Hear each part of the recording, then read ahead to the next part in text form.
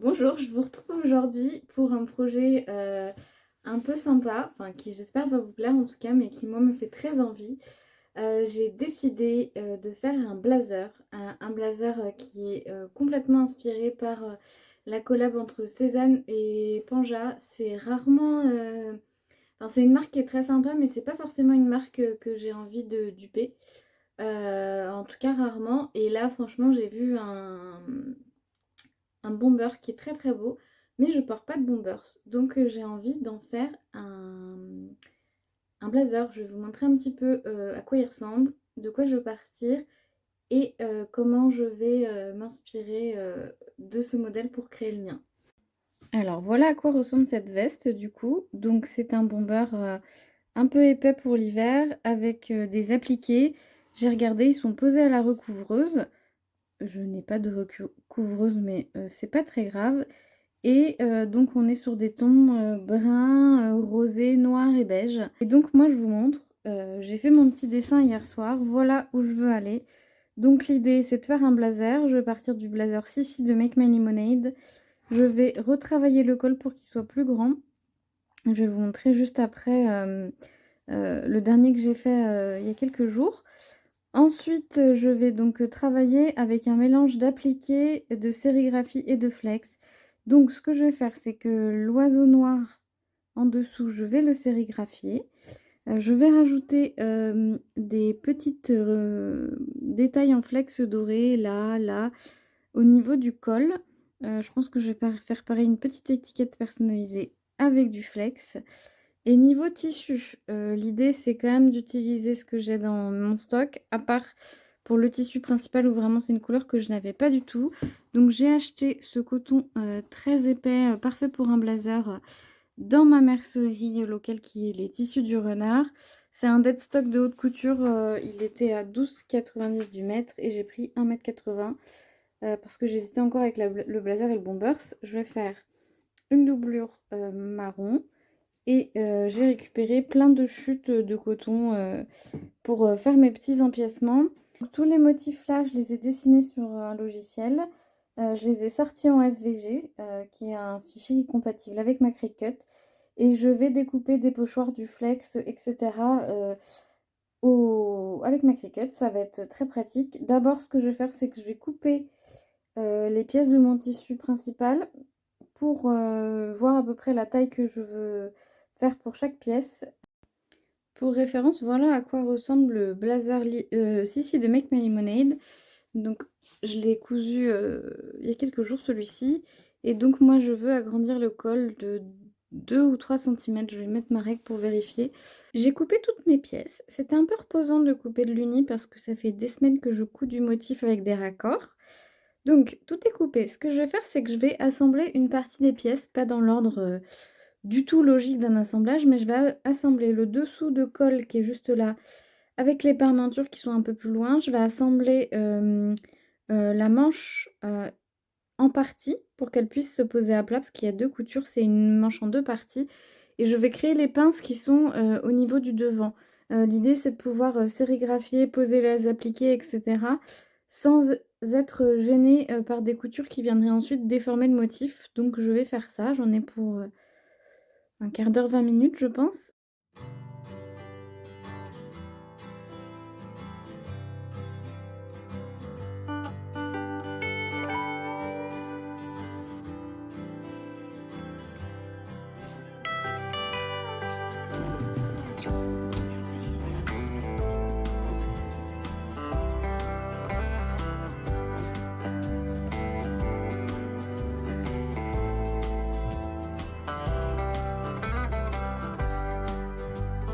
Alors, j'ai assemblé un petit peu ce que j'avais besoin d'assembler et donc j'ai repris mon dessin juste ici pour essayer de matérialiser où je vais mettre les choses sur la veste. Donc, normalement, ça se replie comme ceci. Donc, je voudrais que l'oiseau soit par là. Je pense qu'on peut lui faire une envergure de, allez, 15-17 cm peut-être. Allez, 15. On va dire qu'on le met à peu près par là. Hop. Ensuite, on va mettre une étoile par ici, je pense. Du coup, je passe à la découpe. Ce que j'ai fait, c'est que j'ai créé tous mes motifs sur Procreate. Je les ai transférés pour pouvoir ensuite les intégrer dans ma Cricut. Voilà. Et donc, j'ai pris toutes les mesures de ce que je voulais faire. Je me suis fait une petite liste qui est donc juste ici. Et je vais tout ajouter à ma zone de travail Cricut, mettre les tailles dont j'ai besoin et télécharger. Et du coup découper soit des pochoirs pour la sérigraphie, soit du tissu, soit du flex. On est en train de perdre toute la luminosité. Mais je vous fais un petit point Cricut parce qu'on m'a demandé plusieurs fois, que ce soit sur Insta ou des gens que je connais dans la vraie vie, si c'est une machine qui valait le coup. Alors moi c'est une machine que j'ai depuis 4 ans, je l'ai achetée en 2020. Je crois que ça faisait pas très longtemps que Cricut était en France. J'ai la Cricut Maker et vraiment moi je m'en sers régulièrement, je l'aime beaucoup. Mais je mets toujours un mais. Enfin, j'ai de la chance de travailler dans un milieu où j'ai accès à des logiciels de graphisme, que ce soit Procreate que j'ai à titre perso ou j'ai les logiciels de la suite Adobe. Et ça me permet de créer des motifs sur mesure, vraiment très très très personnalisés, que ce soit pour ce projet-là, pour le trench marguerite que vous avez vu plein de fois sur Instagram, que ce soit quand je fais des créations pour mon neveu et ma nièce de déguisement, c'est trop bien. Mais je trouve que quand on n'a pas de base en graphisme ou qu'on n'a pas de logiciel qui permette de récupérer des fichiers vectoriels, etc. et de les bidouiller, c'est quand même une machine qui... c'est pas qu'elle est limitée, mais il faut acheter à chaque fois des formats SVG ou prendre l'abonnement qui est à 10 € par mois, donc c'est un budget. Si c'est un budget que vous avez, c'est très très cool. Enfin, vraiment, moi, c'est une machine que j'adore. Maintenant, il faut le savoir parce que même, voilà, la machine a un certain prix. Moi, je n'ai pas la Cricut Press, par exemple, je fais ça tout au fer à repasser. Mais voilà, il faut acheter des tapis, des lames, etc. Les lames de baisse permettent de faire plein de choses, mais quand vous voulez faire des matériaux différents, il faut des nouvelles lames. Et les tapis s'abîment au bout d'un moment. Moi, ça fait 4 ans, donc forcément, j'ai racheté plusieurs fois des tapis. Maintenant, je ne prends plus les tapis de la marque Cricut, je les prends sur internet chez Mercerie Snapply. Ils ont des tapis qui sont moins chers et qui sont très bien. Mais voilà, c'était une toute petite parenthèse, enfin une petite, pas tant que ça, je vois qu'il y a 2 minutes à l'écran. En tout cas, c'est une parenthèse Cricut juste pour que vous, voilà, pour vous donner mon avis, parce que moi je l'adore, mais je préfère toujours donner tous les pour et contre de ce genre de choses, parce que c'est quand même un petit budget. Donc là, j'ai configuré mon oiseau, je vais lancer ma découpe. Donc là, je vais découper sur du papier d'imprimante pour faire des pochoirs de sérigraphie. Donc il faut juste lui laisser le temps de trouver la machine. Donc là, on va utiliser du papier normal. Je vais baisser un petit peu la pression de la lame parce que mes tapis coupent moins. On va appuyer sur le petit bouton et c'est parti.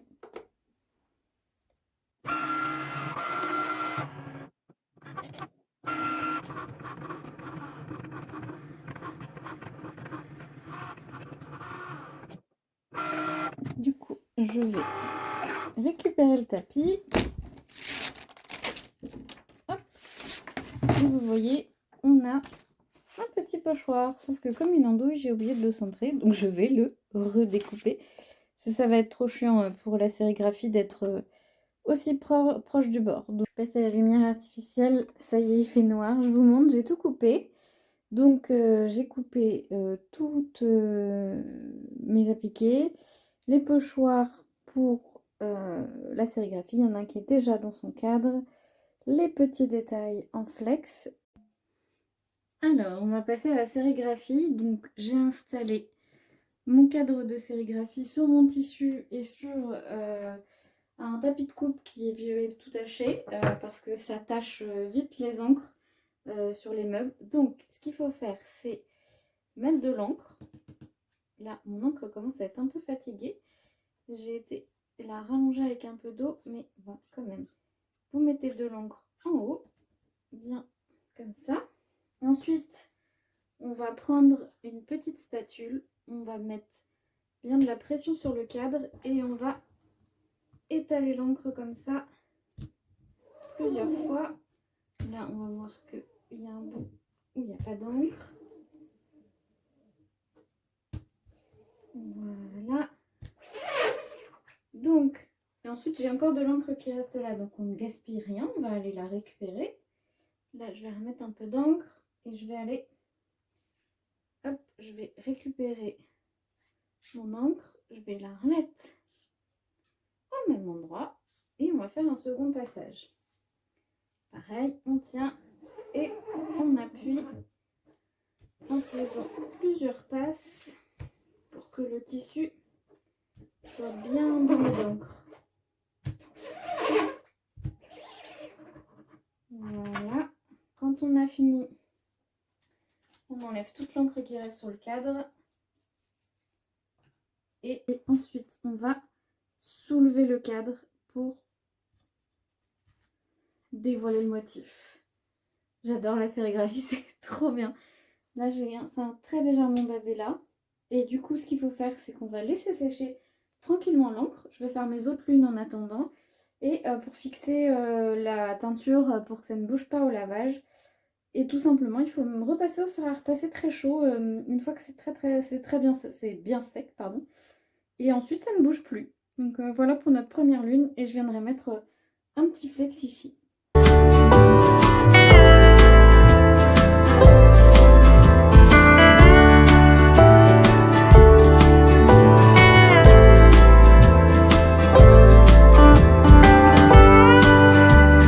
Bonjour, je vous retrouve deuxième jour à travailler sur mon blazer.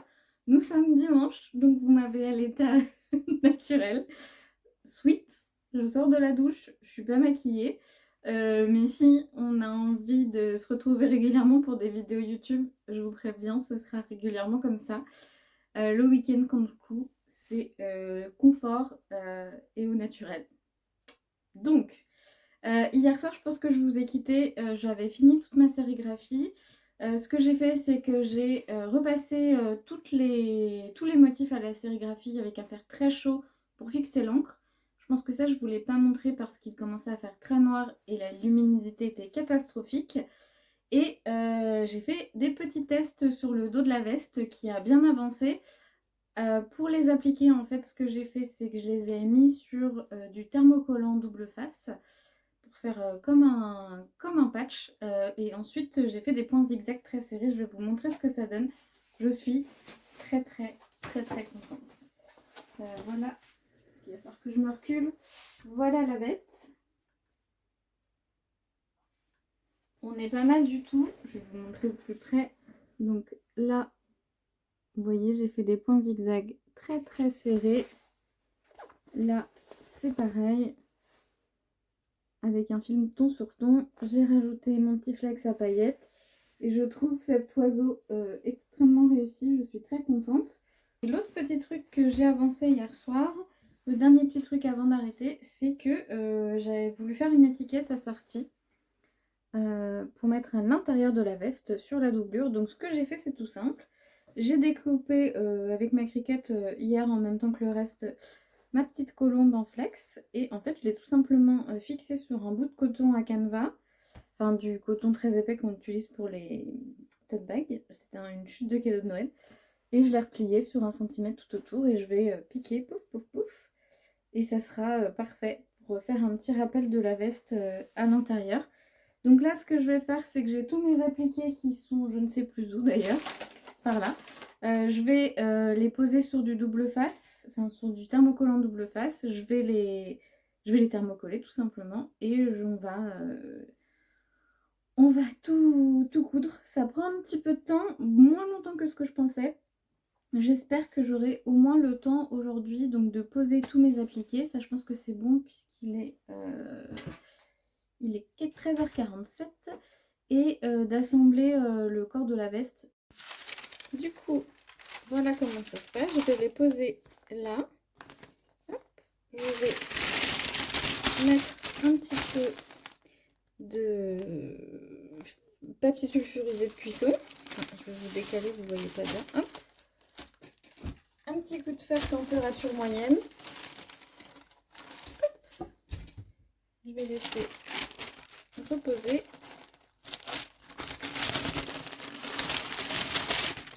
Hop là. Et je laisse refroidir et je fais les autres. Faut juste vérifier de toujours utiliser le même côté pour prendre le collant parce que l'autre jour je me suis plantée et j'ai foutu de la colle plein la semelle de mon fer à repasser et ça c'est un petit peu chiant. Donc ça ressemble à ça une fois que vous avez fait et il y a juste à hop, prendre un coin, tirer. Vous allez voir il y a des petits filaments de colle qui vont rester mais ça c'est pas grave. Il suffit juste de les arracher, de les découper. Je le fais toujours un petit coup avant et vous voyez, je sais pas si on va voir. Là, on voit bien qu'il y a de la colle. Et là, c'est normal. Et vraiment, si vous avez besoin de faire des appliqués... moi, j'ai appris à faire ça sur des peluches. Je vous fais genre, je sais ce que je fais, mais c'est la deuxième fois que je fais des appliqués. Et les 2 premières fois, c'était juste pour faire des nez de peluche. Mais voilà, donc je vais faire ça sur tous. Et après, je vais les coller sur mes pièces de tissu. Je vais reprendre mon dessin pour vérifier ce que je voulais faire. Je me souviens plus exactement des couleurs. Donc là, on met une étoile rose. Donc là, je suis sur le devant. Une étoile rose ici. Et donc, on a dit une étoile blanche en bas. Donc, j'ai enlevé tous les petits filaments de colle qui me gênaient. On va pousser ça. Je vais quand même mettre un petit linge pour récupérer le surplus de colle qu'il y aurait. Et tout simplement, hop, un petit coup de fer à repasser. Hop. Et voilà, donc ça c'est collé, ça bouge pas. Et ça va être très très pratique pour ensuite poser nos... Enfin, faire nos appliqués avec le zigzag où on est sûr que ça bouge pas. Pour le col, du coup j'ai marqué les repères, les valeurs de couture pour être sûr de ne pas les mettre trop près ni trop loin. Je vous montre les réglages que j'ai fait sur ma machine. Donc moi je me mets en point 4 qui est un point zigzag, je suis allée trop loin. Au niveau de la hauteur du zigzag, je descends à 1. Au niveau de la longueur, je descends à 0,5. 0,5. Et voilà. Et du coup, ça va me faire un point zigzag très serré. Je trouve que c'est exactement ce qu'il faut. J'ai mis une aiguille à broder 80, un pied qui me permet de voir ce que je fais. Et après, rouler jeunesse.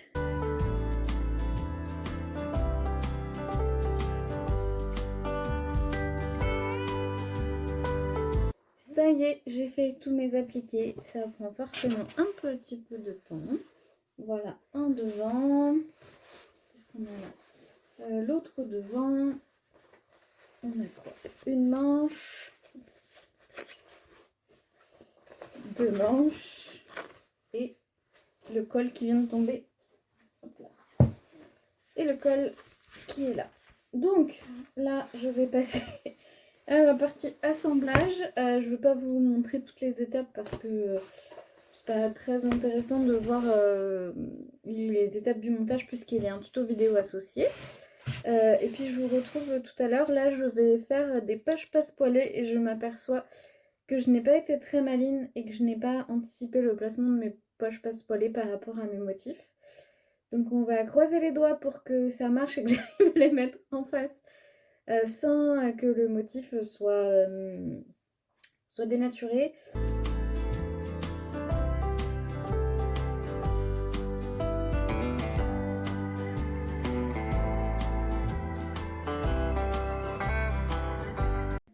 Je me retrouve un long moment plus tard avec un blazer qui commence à ressembler à quelque chose. J'ai assemblé le col, les épaules, je n'ai pas encore assemblé les côtés. J'ai fait les petites poches passe-poilées, j'ai assemblé les manches, qui ne sont pas encore assemblées au corps bien sûr. Et voilà à quoi ça ressemble. Il est 17h30 je crois, bientôt 18h. Donc je vais m'arrêter là pour ce soir. Voilà un petit peu le dos en cours de construction et le bazar qui règne à chaque fois que je fais ce genre de projet. Bonsoir, nous sommes lundi, il est un peu plus de 18h, je viens de rentrer du travail. J'avais 2-3 petits trucs à faire à la maison et je suis de retour pour avancer cette petite. J'aimerais bien réussir à finir de poser le corps aujourd'hui avant de passer à la doublure demain. Il me reste les 2 côtés assemblés, un bout du col à finir de poser. Et les manches sont là, il y a juste à les poser au niveau de l'emmanchure, donc ça me paraît faisable.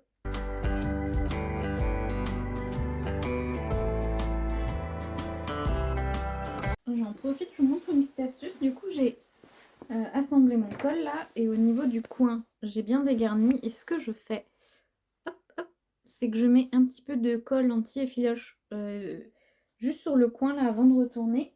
C'est la petite colle prime là. Parce que ça évite que le... Enfin, je trouve que c'est...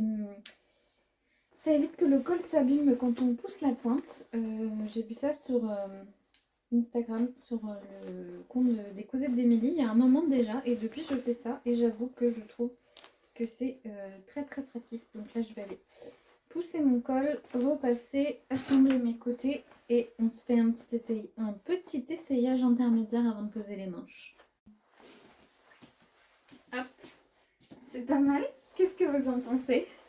Donc petite passe poilée, j'en ai une qui a un petit peu de traviole, mais impossible de reprendre. Le dos, c'est comme ça. Je vois que vous n'avez pas ma tête, je vais me reculer. Au niveau du col, hop, bon là c'est pas clean parce que... Mais donc j'ai agrandi un petit peu le col, il faut que je désépaississe un petit peu là parce que ça s'aplatit pas bien, mais je voulais être sûre que ce soit propre avant de désépaissir au cas où j'avais besoin de reprendre. Mais je suis très très contente. Et vraiment cet oiseau là dans le dos, je le trouve très réussi. Il faut que je regarde si je passe une jupe dans la chute parce que je pense qu'avec une petite jupette là, ça serait très très mignon. Les manches sont posées. En fait, j'ai fait une erreur là. Ça me saoule un peu. Je vais peut-être voir pour tenter de mettre les manches dans l'autre sens parce qu'en fait, j'ai fait tellement de modifs sur cette veste que j'ai perdu l'écran de repère, donc je ne sais plus qu'est-ce qui est devant, qu'est-ce qui est derrière sur les manches. Je pense que je les ai montées dans le bon sens, que là il y a des coutures, mais est-ce que ça se tenterait pas? Je me dis que si quand même, juste pour être sûre que c'est bien. Bon, si vous voyez les manches dans l'autre sens la prochaine fois qu'on se voit demain, et ben c'est parce que mon petit bidouillage a marché, sinon c'était que c'était dans le bon sens et je les ai remis comme ça. Bonjour à tous, je sais même plus la dernière fois que je vous ai parlé, nous sommes samedi, ça fait donc une semaine que j'ai commencé mon blazer inspiré par Cézanne. Je pensais pas mettre autant de temps, mais j'avoue que le soir, il y a eu 2-3 soirs dans la semaine où je n'avais pas envie de coudre en rentrant du boulot. Et comme c'est un loisir, je ne me force pas.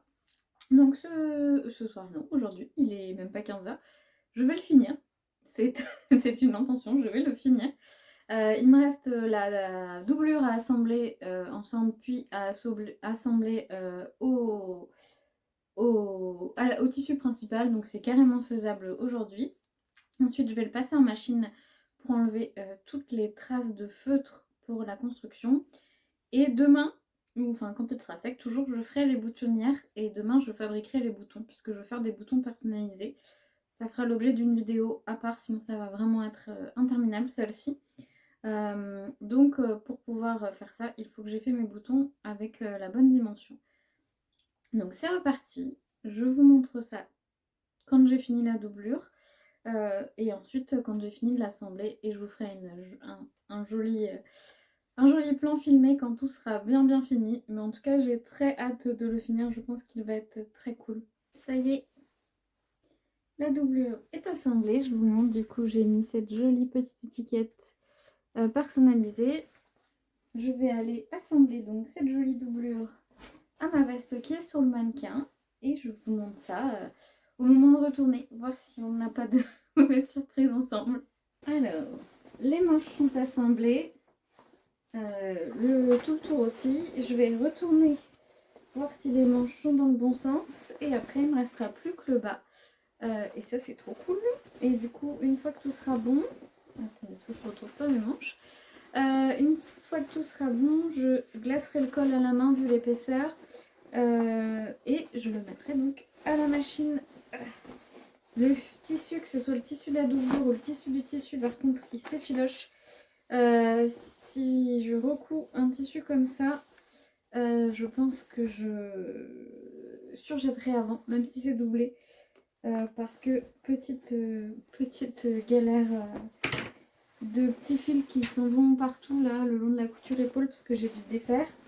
Donc prochaine fois on se surjette avant pour éviter ça, parce que là vraiment c'est le gros bordel. J'ai bien intérêt à fermer ma doublure avant de le laver, sinon je pense que ça va vraiment beaucoup s'effriter. Bon, les manches ça a l'air d'être bon, on va regarder. Hop. Oh non. Attendez, je crois que celle-là ça va pas du tout, c'est bien. Elle a tourné, du coup bah, je peux pas sortir mon petit bras. Donc bah, je vais découdre et puis on va la recoudre dans le bon sens. Ça y est, tout est assemblé, je vais couper mes coins et on va retourner ça ensemble, voir ce que ça donne. Je vais me reculer un peu, je vois le carnage derrière moi avant de faire quoi que ce soit d'autre. Il va falloir que je fasse un peu de ménage. Là c'est vraiment, j'en ai mis absolument partout. De toute façon, dès qu'il y a un peu de sérigraphie ou de trucs comme ça, c'est toujours un peu un carnage. Mais si tout va bien, c'est pour la bonne cause, ma veste sera jolie. Et si ma veste n'est pas jolie, bah j'aurais juste mis le bazar pour rien. Mais je pense qu'elle devrait être sympa, donc ça devrait aller.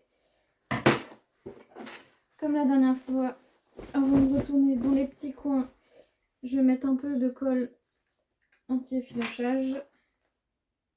Et du coup, je sais plus si je vous l'ai déjà dit, mais je ferai les boutonnières après avoir fabriqué les boutons, puisque je ne sais pas encore exactement quelle dimension ils vont avoir. Où elle est mon ouverture? Elle est là. J'espère qu'elle est assez grande, parce que du coup, le tissu est très épais. Je l'avais un peu pris en mode ça fera un blazer que je pourrais mettre garder en journée. Et en fait, il est vraiment épais, donc ce sera plus un manteau qu'un blazer qu'on met comme ça pour garder au boulot toute la journée. Alors, hop là. Ça a l'air pas trop mal cette affaire. Alors, on en est où? Hop, petite doublure, un bras, deux bras, hop. J'ai pas poussé les coins, je l'ai pas repassé. Ah, et je sens que j'ai laissé une aiguille là. Enfin, une épingle. Il faut que je l'enlève parce que c'est pas très agréable. Alors, qu'est-ce que ça donne? Je suis en train de tout faire tomber. Et bah, c'est pas trop mal. Les longueurs des manches, c'est bien. Au niveau du dos, c'est pas mal. Le col, il faut que je le glace parce que là, il se balade encore un petit peu.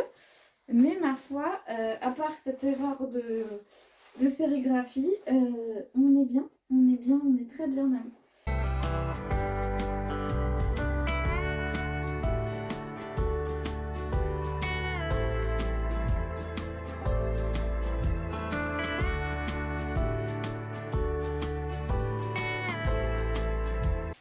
Voilà, ma petite veste est finie. Je me suis dit que j'allais vous faire un petit bilan en fin de vidéo sur est-ce que j'en suis contente, combien de temps ça m'a pris, quel est le budget pour cette réalisation.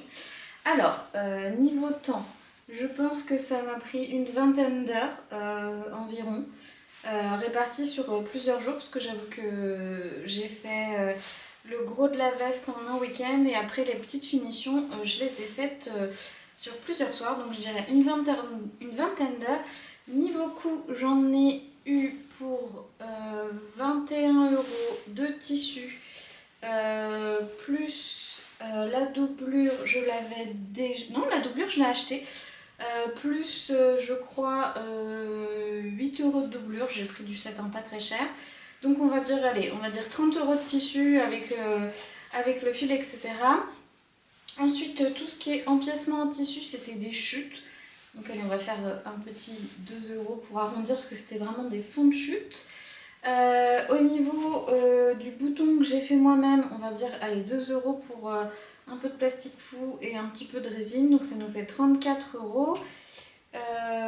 Au niveau du flex, c'était des chutes de flex. Mais une feuille de flex, ça coûte pas très très cher. Donc je vais compter les 1,50 €. Donc j'ai perdu mon compte, ça fait 35,50 ça. Plus la sérigraphie, c'est que des choses que j'avais déjà, j'en ai pas utilisé beaucoup. Bon allez, on va dire pour faire un gros arrondi que ça m'a représenté 20 heures de travail et 40 € à peu près de budget pour une veste complètement personnalisée. Oui, c'est vrai que j'ai pas compté le prix du patron. Le patron, c'est un patron de chez Make My Lemonade qui était dans l'abonnement. Le patron Sissi, abonnement qui était à l'époque à 7,99 € par mois pour accéder à toute la patron tech que je n'ai plus. Mais en tout cas, on va dire que 8 € pour le patron. Donc entre 45 et 50 € avec le patron, sachant que c'est un patron que j'ai utilisé déjà 3-4 fois, donc on va dire que c'est pas les patrons que j'utilise plusieurs fois. Quand je fais mes comptes budget, je me dis que je les divise à peu près par le nombre d'utilisation, donc bon, on va dire 45 €, ça sera bien. Donc 45 € pour cette veste. Niveau petites améliorations que j'aurais pu y faire. Alors j'ai mal anticipé les poches, j'y ai pensé que après avoir placé les motifs. Donc j'ai dû faire des petites poches qui passaient où je pouvais. J'ai réussi à les aligner, donc ça c'est cool. Mais c'est vrai qu'il y en a une qui est un tout petit peu pas tout à fait droite et je pouvais pas du tout rallonger, sinon je parlais dans le petit oiseau ici. Sinon, j'aurais dû surjeter mon tissu, même si c'est doublé parce que ce tissu principal s'effilage de fou. Donc j'ai encore des petits fils là au niveau des épaules parce que j'ai défait les épaules qu'il faut que je tire. J'arrête pas d'en tirer mais j'en retrouve toujours. Autre truc où je me suis plantée, c'est que j'aurais aimé que la lune du bras là soit de ce côté là et inversement en fait, pour que ce soit pas deux lunes. Vous l'avez vu un peu plus tôt. Je me suis trompée, c'est pas grave, ça arrive. Moi je le vois, je pense que les gens qui ne l'ont pas faite ne le verront pas. Sinon, à part ça, je suis très contente. J'aime bien ce genre de projet hyper créatif où j'ai une idée et je vois jusqu'où je peux l'emmener avec des techniques que j'ai pas toujours réalisées avant. Genre les appliqués, j'avais jamais fait des appliqués comme ça et finalement je suis très contente du résultat. La veste a déjà été lavée, ça tient très très bien. Sinon, que puis-je vous dire d'autre? Ah oui, je voudrais faire une jupe assortie dans mes chutes, sauf qu'il me manque de quoi couper un pan de jupe avant. Et le tissu que j'ai utilisé, je l'ai vu l'autre jour à la mercerie en allant chercher du fil. Il était en solde puisque c'était un tissu qui était à 13,90 € à moins 30 ou moins 40%, je ne sais plus. Et il me faudrait en gros 50 cm pour finir ma jupe. Donc ça ferait une jupe, il faudrait que je rachète 4 € de tissu quoi. Je pense que je vais le faire. En fait ça me saoule d'avoir ce bout de tissu qui reste et de ne pas pouvoir faire cette jupe que j'aimerais beaucoup avoir. Ça fait plusieurs jours que je me dis est-ce que j'en rachète, est-ce que j'en rachète pas, et en fait je me rends compte que j'aime vraiment bien, j'aimerais bien avoir l'ensemble, donc je vais racheter la jupe et faire racheter du tissu et faire la jupe assortie. Je pense que je mettrai moins de détails sur la jupe, je voudrais quelque chose d'un peu moins chargé que cette veste. En tout cas, je vous remercie d'avoir suivi cette vidéo. Je vous retrouve mardi prochain pour un tuto sur comment réaliser justement ces petits boutons personnalisés avec un peu de plastique fou et de résine. Je vous souhaite une très belle journée et merci d'avoir suivi cette petite aventure créative